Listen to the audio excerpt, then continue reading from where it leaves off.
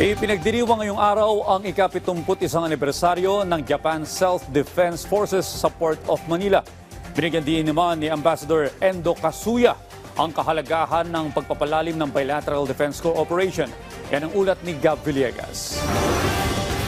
Pinangunahan ni Japanese Ambassador to the Philippines Kazuya Endo at Rear Admiral Takashi Natsui, Commander ng Escort Flotilla 4 ng Japan Maritime Self-Defense Forces, ang pagdiriwang na ika-71 anibersaryo ng Japan Self-Defense Forces sa JMSDF vessel na JS Ise na nakadaong sa Port of Manila.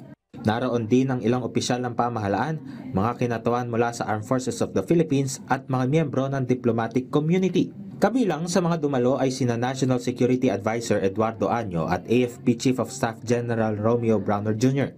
Sa kanyang welcome address, sinabi ni Ambassador Endo ang malapit na geographical proximity ng Japan at Pilipinas bilang mga maritime ng mga bansa. Over the past year, our defense and security cooperation has grown stronger than ever.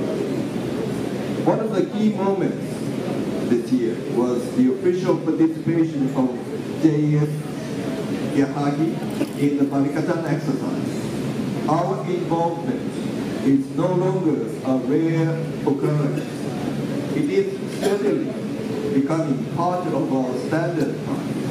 Binigyan diin ni Ambassador Endo ang kahalagahan ng pagpapalalim ng bilateral defense cooperation at binanggit na ang kamakailang na aprobahang Reciprocal Access Agreement o RAA ay isang milestone na nagbibigay daan para sa karagdagang kolaborasyon. Patuloy rin ang negosasyon para sa isang acquisition and cross-servicing agreement at diskusyon sa security of information sa inaharap. Ang JS Ise ay isa sa dalawang JMSDF vessel na dumaong sa Port of Manila noong Sabado. Ang development ay bahagi ng Indo-Pacific Deployment 2025 na layong isulong ang regional security at cooperation sa pamamagitan ng pagsasagawa ng joint training exercises kasama ang mga naval forces sa Asia-Pacific region.